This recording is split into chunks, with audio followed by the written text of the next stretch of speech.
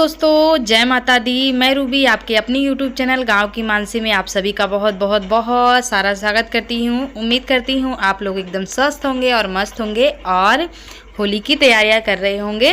तो आज दुल्हन के आने यानी कि सवेरा हो चुका है और दुल्हन के आने की तैयारी चल रही है। घर में दुल्हन के स्वागत में जो भी मतलब काम होते हैं वो काम शुरू हो रहा है। और इधर बुआ हम आ गए हैं फिर से वापस से चाची के घर में। तो यहाँ पे कोहबर बनाने की तैयारी चल रही है। हम और बुआ दोनों जन मिल के बना रहे हैं और आपको भी दिखाएंगे।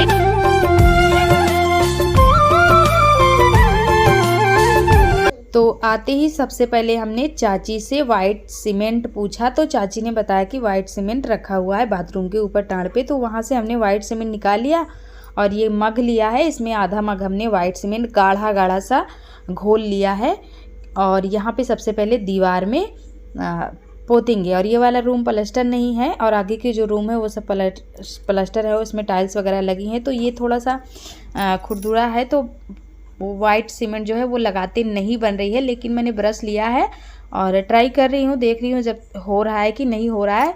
लेकिन जब मैंने 2-4 ब्रश मारे ना तो मुझे लग रहा था कि मैं इसे पोत लूँगी। तो इसकी पोताई कर लेंगे पहले हम।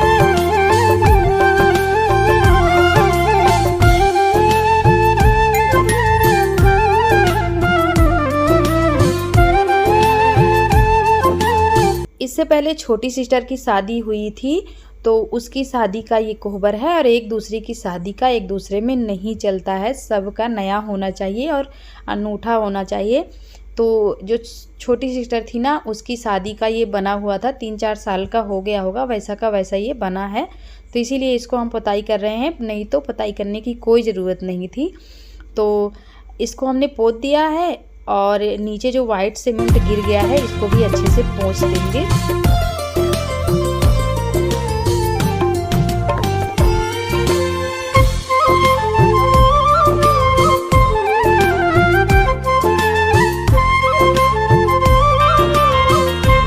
और कल की वीडियो में आप लोगों ने पूछा था कि दीदी जब बारात आपके यहाँ विदा हो जाती है तो नटका और जो औरतें मिलके संगीत करती हैं और भी ऐसे कुछ बोलते हैं, हमें याद नहीं आ रहा है, वो आपके यहाँ नहीं होता है क्या? तो मैं आप लोगों को बता दूं कि हमारे यहाँ भी होता है, लेकिन उस सब का वीडियो हमने नहीं दिखाया। इतनी ज़्यादा थकान थी कि बिल्कुल वीडियो रिकॉर्ड करने का मन नहीं किया और थोड़ा बहुत मैं उसमें शामिल थी, वरना जाके लेट गई थी, इसलिए वीडियो भी नहीं रिकॉर्ड हो पाई है।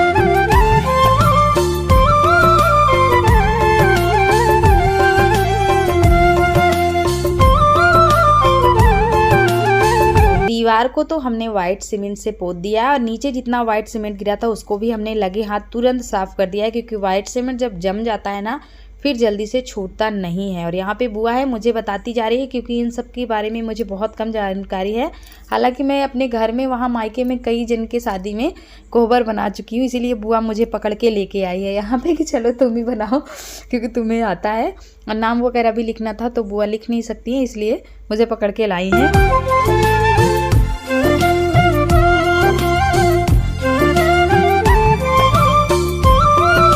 तो दीवार सूख चुकी है। कोहबर को बनाने के लिए हम ढूंढ रहे थे रुई कॉटन ढूंढ रहे थे, तो डंडी में लपेटेंगे, इसी डंडी में अच्छे से लपेट देंगे तो इसी से बनाएंगे। और गेरू एक गिलास में बुआ ने गेरू और एक गिलास में महावर जो पैर में लगाते हैं रंग घोर के रखा है। तो ट्राई करेंगे जिससे बनेगा उसी से बनाएंगे, क्योंकि दीवार चिकनी है नहीं है तो थोड़ी सी प्रॉब्लम होगी। लेकिन वाइट सीमेंट से कवर कर दिया है मैंने, ये देखिए ऐसा हो गया है।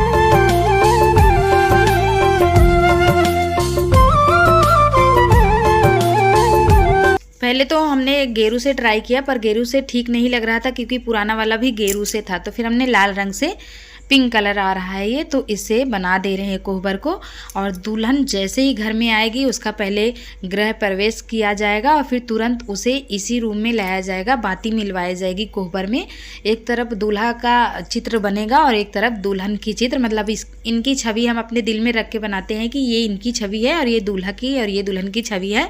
और दाएं साइड दूल्हा और बाएं साइड दुल्हन का नाम भी लिखा जाएगा उनकी छवि के ऊपर। तो यहाँ पे बन चुका है और मुझे दिक्कत हो रही थी कि दुल्हन का नाम किधर लिखना है और दूल्हे का नाम किधर लिखना है। तो मैं मौसी लोगों से पूछ रही थी, तो मुझे मौसी ने बताया कि बाएं साइड दुल्हन का रहेगा और दाएं साइड दूल्हा का रहेगा। तो इनका नाम भी इधर लिख गया है और इस तरह से मैंने कुछ डेकोरेट कर दिया है, खुद से बना दिया है।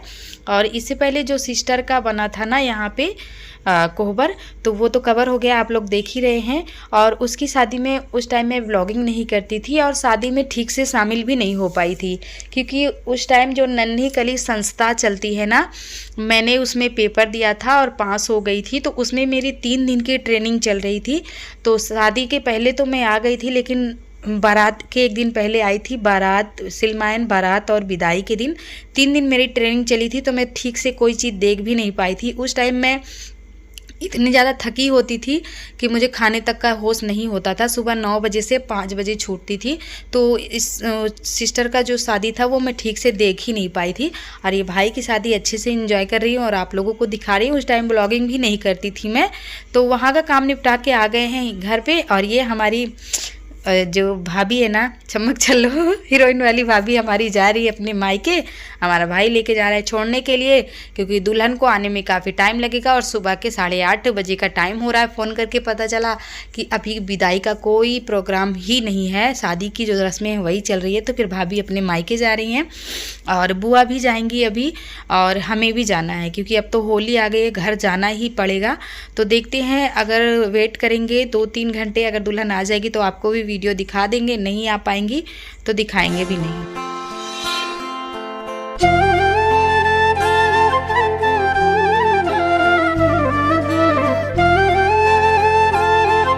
सुबह के 10 बजे का टाइम हो रहा है और हम लोगों ने भी तैयारी बना ली है अपने घर जाने की, क्योंकि दुल्हन को आने में अभी बहुत टाइम लगेगा और त्यौहार सर पे है, तो घर जाना बहुत ज़रूरी है। और आप लोगों ने काफ़ी रिक्वेस्ट की थी कि दुल्हन आएंगी तो उसके बाद की रस्में, दुल्हन वगैरह सारी चीज़ दिखाइएगा, लेकिन नहीं हो पाया है दोस्तों।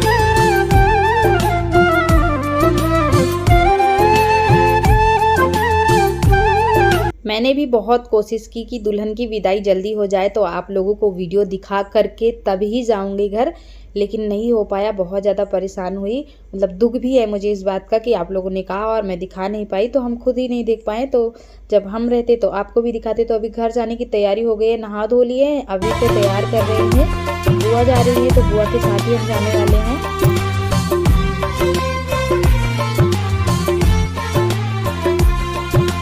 क्योंकि बुआ का घर और हमारा मतलब गांव और बुआ का गांव दोनों अगल बगल ही है। तो फिर गांव में पहुंच जाएंगे रोड पे, तो मतलब चौराहे पे, तो माही के पापा को फ़ोन करेंगे, वो आएंगे हमें लेने के लिए। लेकिन उन्हें हमने अभी बता दिया है फ़ोन करके कि हम आ रहे हैं। और भाई लोग अभी मुझे जाएंगे, अगर हम रुक जाएंगे तो कोई हमें जाने नहीं देगा। 2-3 दिन के बाद ही हम जा पाएंगे, इसलिए हम बुआ लोग के साथ ही चले गए। और ऑटो से बुआ जा रही हैं, हम अकेले ऑटो से जाते नहीं हैं, क्योंकि हमें अकेले ऑटो से बड़ा डर लगता है और एकदम रोने वाली सूरत बन जाती है हमारी, और रो भी देती हूँ क्योंकि बड़ा अकेला अकेला सा लगता है, ऐसा लग रहा है सब कुछ छूट रहा है। तो रोती बहुत हूँ मैं, तो अकेले कभी मैं इसलिए नहीं आती जाती हूँ। उधर से माही के पापा, इधर से भाई लोग हमेशा छोड़ते हैं। तो बुआ साथ में है तो मुझे अच्छा लगेगा, चली जाऊँगी, वरना अकेले नहीं जाने वाली हूँ। अगर नहीं गई तो कोई छोड़ने भी नहीं जाएगा। क्यों नहीं जाएगा? क्योंकि दीदी त्यौहार करके जाना, अभी मत जाओ, ऐसा कुछ हाल रहेगा। तो इसीलिए मैं बिल्कुल रेडी हो गई हूँ और घर से हम लोग निकल रहे हैं। 2 गाड़ी जाएगी, भाई जाएंगे छोड़ने के लिए, एक पे बुआ हो जाएगी और एक पे मैं। अभी और सोना, माही और मानसी को नहीं लेके जा रही हूँ क्योंकि इतनी जगह नहीं है, वो लोग बाद में आ जाएंगी या फिर होली के बाद ही आ जाएंगी। तो सब लोग अपने अपने घर के लिए रवाना हो चुके हैं। यहाँ पे सुनसान हो चुका है और घर पे ही आप लोगों को मिलेंगे। प्यारी बिटिया आज विदा लो होती है, तेरे गले ना लग पाई क्यों, वो इस दुख में रोती है। बिटिया तुमको बेहद चाहे लेकिन भरती है अब आहें, चली दर से तेरे अकेले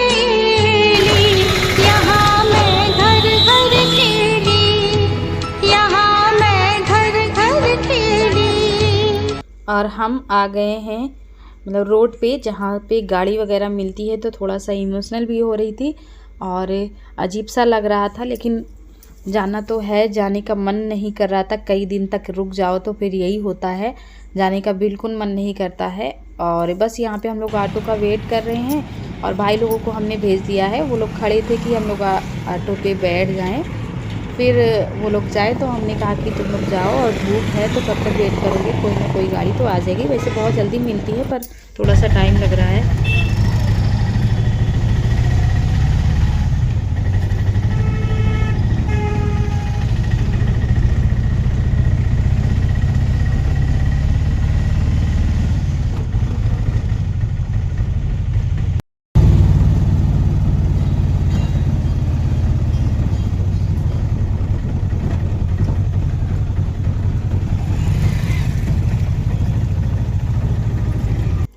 तो देखिए दोस्तों, फाइनली हम घर पहुंच चुके हैं और घर पहुंचे हुए हमें करीबन 1 घंटे हो रहे हैं।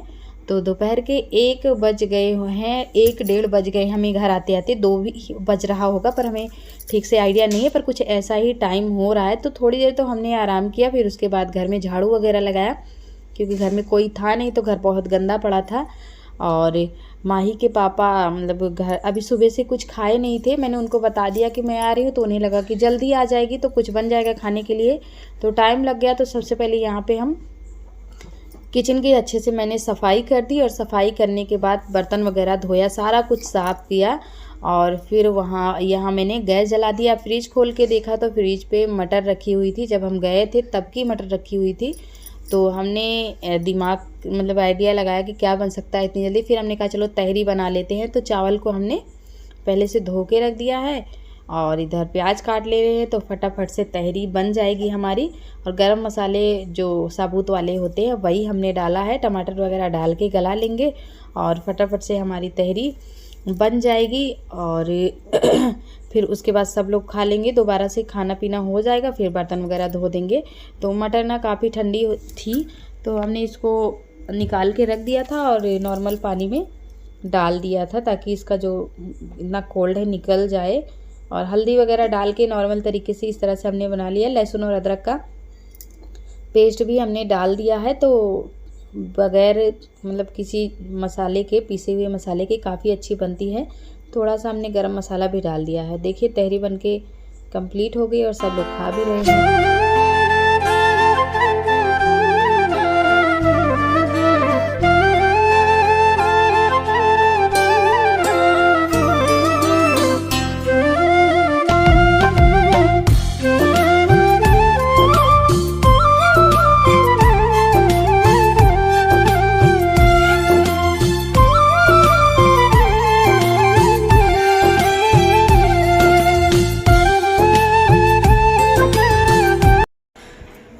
तो दोस्तों तहरी बन चुकी है और सब लोगों ने खा भी लिया है और 3 बज गए हैं दोपहर के। जो बची थी वो हमने इस कटोरे में डाल दी है। थोड़ा सा अभी को भूख लगेगी तो खा लेगा। और बर्तन हमने फिर से मतलब पूरा खाली करके रख दिया है। तो बिल्कुल अभी बर्तन धो के तहरी सब लोग खाए हैं। तहरी मैंने डाल दिया था पकने के लिए और बर्तन धोने लग गई थी। फिर होने के बाद सब लोगों ने खा लिया। और ये देखिए इधर इतना बर्तन फिर से धोना है और जाना है खेत के लिए, भैंसों के लिए हरा चारा लेके आना है, बरसीम काट करके लेके आना है। ब्लॉग को यहीं पे एंड करेंगे। मिलेंगे आप सभी को अपने कल के नए वीडियो में। आज के लिए बस इतना ही, इजाज़त दीजिए दोस्तों।